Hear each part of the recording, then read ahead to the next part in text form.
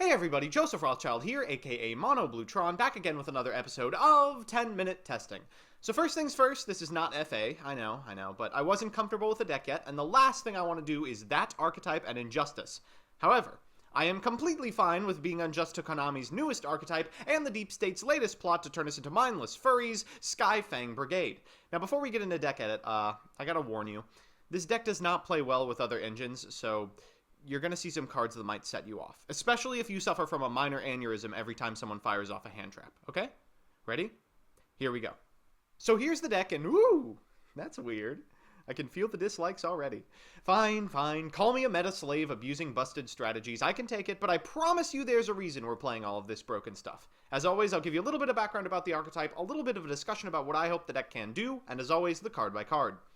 So first, for those of you who don't know, Skyfang Brigade is an archetype of deviant art looking personas that are like bombardiers and pirates and stuff. I mean, that's really all we know about them, so until I'm told otherwise, I choose to believe they are played by one of the remaining 3 children from the incident in Vrains.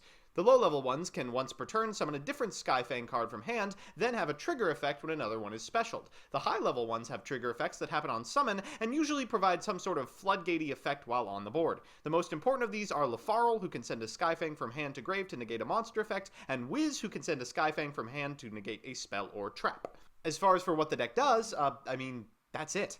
We intend to summon a Skyfang, summon a couple more, and then end on at least one of the big ones. Now we're playing some stuff to make that just a little bit easier. Hand traps and evenly matched allow us a couple of turns of safety while trying to unbrick ourselves, and Grinder Golem alongside Skulldet can sculpt any hand into a playable one by using its draw 4 send 3 effect and ensuring we can special summon the big ones even without a little one. Now the only non-self-explanatory card in here is Rhoda, which we're using to search Beat, who is the Stratos of the team. Unfortunately, our monster lineup looks the way it does for a couple of reasons. We need to ensure we'll always have Skyfangs in hand to trigger effects. We're rewarded by special summon effects for playing a lot of unique Skyfangs, and Lafarl specifically excavates cards based on how many Skyfangs you have on your side of the field. Now there's a lot of reward to playing them this way, but also a lot of risk of bricking. Our best opens end with Skulldet and both relevant Floodgate monsters, alongside fodder in hand and maybe some hand traps. Our worst opens involve drawing a bunch of the high-level ones and praying to God we don't get OTK'd. So, onto the card by card.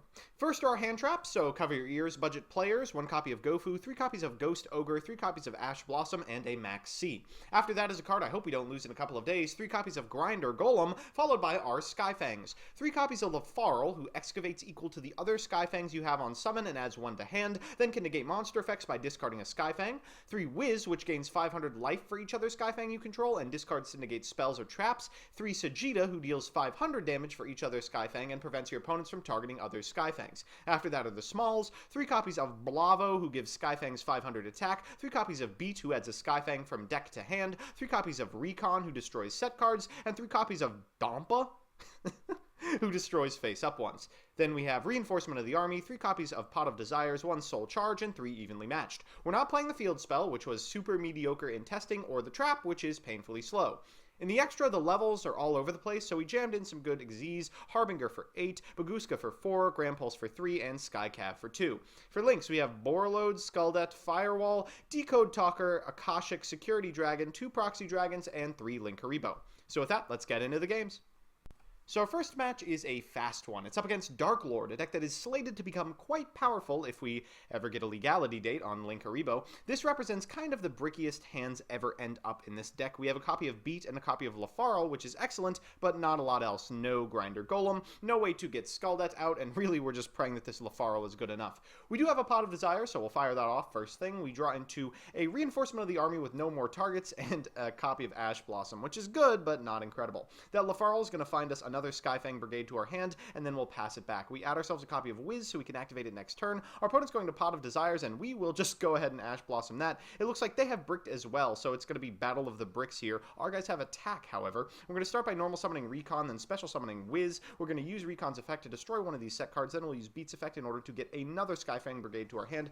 Barrel, I believe. We'll go ahead and special summon him, get in for 19, 16, 1000, 1200, and 2800. More than enough to win. So sometimes going first with this deck, you just end up with a board state where your opponent never really gets to access their linear game plan at all. Unfortunately, we're going second, and it's against Trickstar. Now you'll notice this is the second duel we're playing and not the third. That's because our opponent is playing some very questionable cards. Dark Room of Nightmare, Multiple Destruction. They're on Turbo Trickstar, a combo build of the deck which aims to flip as many different versions of Trickstar Reincarnation as possible in your standby phase and kill you that way. We've opened one of the most important cards against this deck, Ash Blossom, and other than that, we have a pretty excellent hand that I'm sure is not going to remain in our hand for very long. We'll fire off this Ash Blossom when our opponent activates Trickstar Light Stage. That enables them to activate this copy of Pot of Desires after they get a copy of Reincarnation off this duality. They're going to unfortunately find a copy of Licorice, which means that we're going to take some damage. We're going to start things by, oh my god, actually getting to activate this Ghost Ogre and Snow Rabbit. Thank god that Dark Room activates. Our opponent's going to chain Trickstar Reincarnation to do 800 and 200 to us. Goodbye Grinder Golem number 1, hello Grinder Golem 2, and more importantly, hello Evenly Matched, which banishes that Licorice. Thankfully, it will not be coming back as a result of Trickstar Reincarnation. Now we'll get Grinder Golem off to the races. You've probably seen this play before. Akashic, do it again, go into Security Dragon. If you're missing something, don't worry. You're going to see this play several hundred more times if this upcoming format plays out the way that we expect it to. We're going to use Akashic's effect, calling Lafaro, hoping for some favorable RNG that of course we don't get. We'll go ahead and Skull Debt, draw 4, shuffle 3 back, and now we have 4 different Skyfangs in our hand, including one that destroys set cards. So we should be able to wipe almost everything relevant off our opponent's side of the board and pump our monster's defense to over 3,000 so we can still negate spells should they come into play. We'll pass it back. Our opponent's going to draw a copy of Licorice and concede. So of course our last match is going to be against Spiral, and unfortunately it is just going to be the one game this time. We have kind of bricked. We have a couple copies of Lafaro, we don't want to see more than one, and we have a couple copies of Sagitta, a card that I hope we never see again. Thankfully we do have one copy of a low-level Skyfang Brigade, so maybe summoning Lafaro will be enough. This really showcases how the deck is just excellent against common meta hand traps. You see, where a lot of cards would succumb to Ash Blossom because they require spell cards to set up, really the payoff for Lafaro isn't the Ash Blossomable effect, it's his ability on board, which we're going to use now to stop this drone. I don't know if he has an agent in hand, but really I just don't want him to Fate Seal me. We're going to go ahead and activate the effect of Recon again to get out Wiz. We'll gain 1,000, and I don't actually think we have an out to a card that can't be destroyed by battle and can't be targeted. I mean, we can always destroy Last Resort if we find the relevant Skyfang Brigade, but he's just going to get to sit on it for a turn. We'll go ahead and special summon Sagitta, which does 15, and maybe we can finagle out a victory that way. Our opponent's going to start by activating Double Summon, normal summoning Droll Unlock, then tributing for Master Plan. We'll go ahead and negate her effect. Of course, it does not destroy it. We'll do the same to Spiral Resort, and our opponent's out of gas.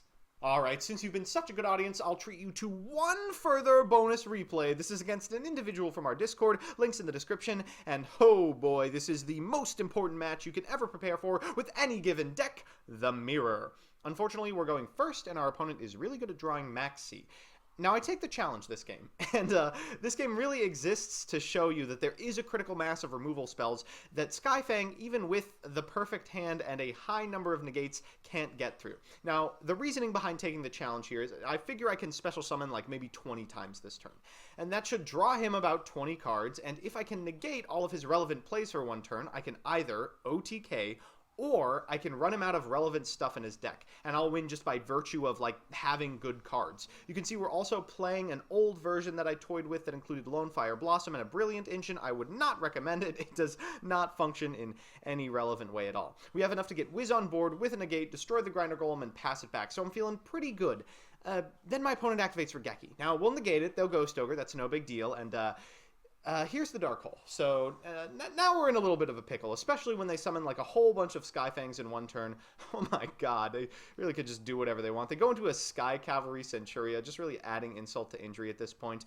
They are able to add a Ghost Ogre and Snow Rabbit to the hand, and then start attacking, so I don't think this is lethal. Yeah, it's 100 off, so I think I might still be able to win it. We're going to start by activating Pot of Desires, and unfortunately that does get Ash Blossom, so then we'll go ahead and normal summon Lone Fire. It does get Solemn Warning, but okay. So we're back with the deck, and thank you for indulging me on that last one. I'm still pretty excited about the results. Technically, Skyfang won 100% of those games. Alright, but seriously, there are some caveats. Now, I don't think this deck is as playable as this video may have made it seem. Now, firstly, there are much better decks in the format that abuse Grinder Golem, and just by virtue of playing when we didn't end up seeing them. It's like playing a 2017 deck against Plant Synchro. Second, the deck is mad bricky, and unfortunately it has to max out on some absolutely abysmal cards to unbrick itself. Whereas Spiral can brick but still play relevant 1900 attack monsters, add cards to hand, etc., a big brick for this deck will just get you killed.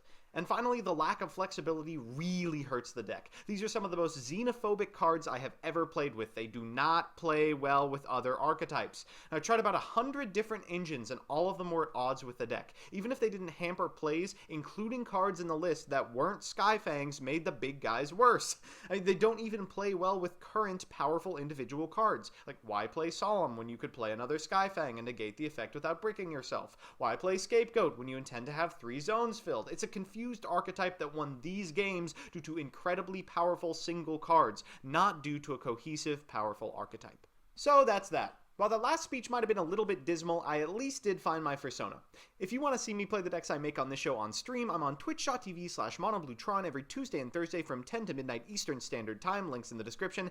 And if you have an idea for a certain deck or archetype you want to see me explore on a future episode of this show, let me know in the comment section below and I'll do my best to get to you. Otherwise, I'll see you Monday.